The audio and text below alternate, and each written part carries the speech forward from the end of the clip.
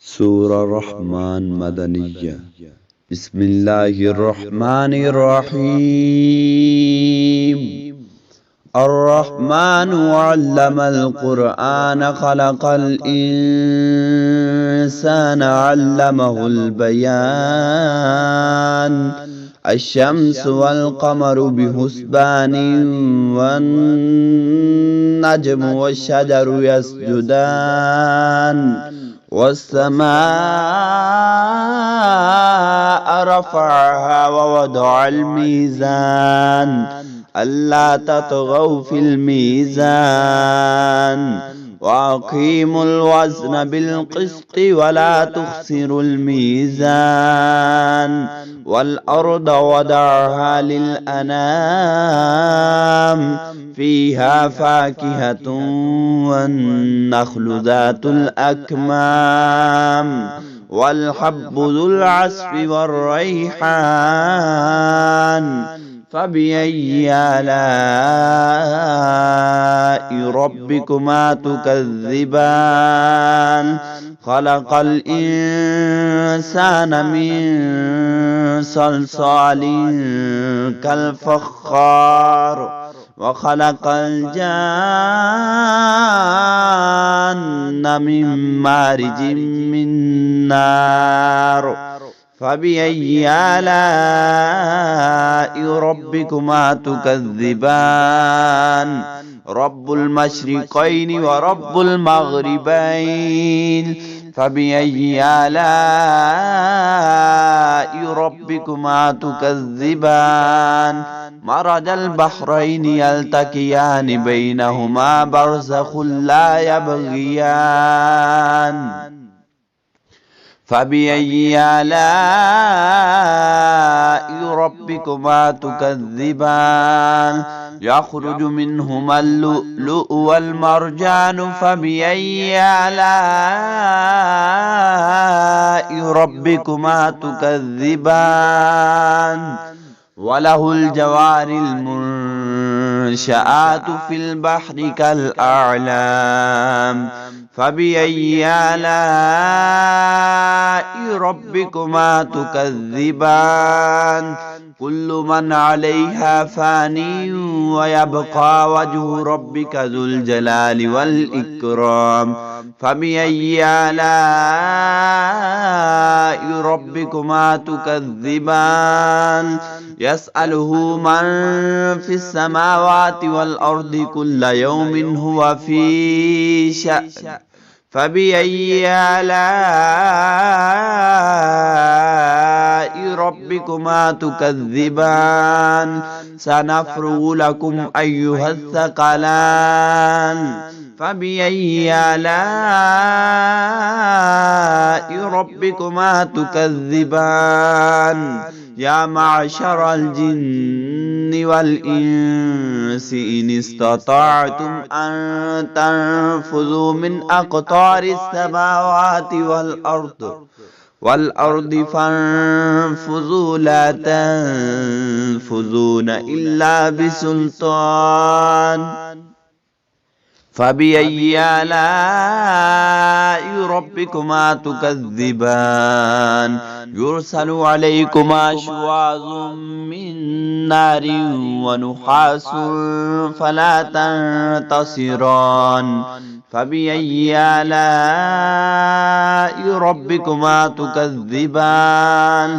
فإذا انشقت السماء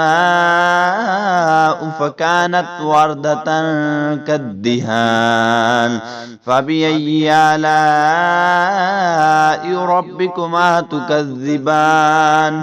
فيومئذ لا يسأل عن ذنبه إنس ولا جان فبأي آلاء ربكما تكذبان. يعرف المجرمون بسيماهم فيؤخذ بالنواسي والأقدام فبأي آلاء ربكما تكذبان هذه جهنم التي يكذب بها المجرمون يطوفون بينها وبين حميم آن فبأي آلاء ربكما تكذبان ولمن خاف مقام ربه جنتان فبأي آلاء ربكما تكذبان ذواتا أفنان فبأي آلاء ربكما تكذبان فيهما عينان تجريان فبأي آلاء ربكما تكذبان فيهما من كل فاكهة زوجان فبأي آلاء ربكما تكذبان متكئين على فرش بطائنها من استبرق وجنى الجنتين دان فبأي آلاء ربكما تكذبان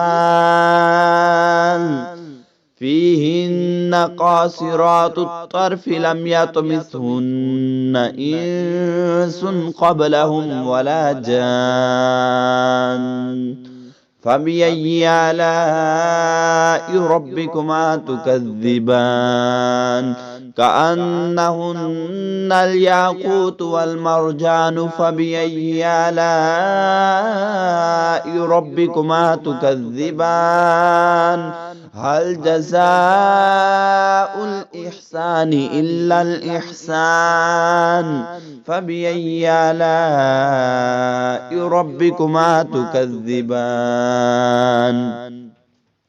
ومن دونهما جنتان فبأي آلاء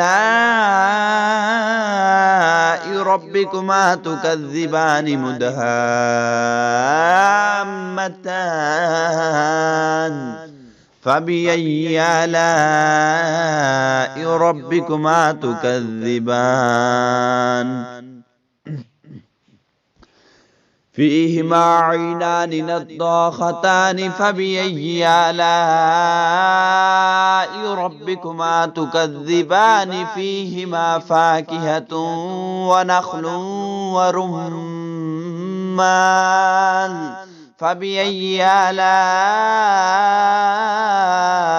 ربكما تكذبان فيهن خيرات حسان فبأي آلاء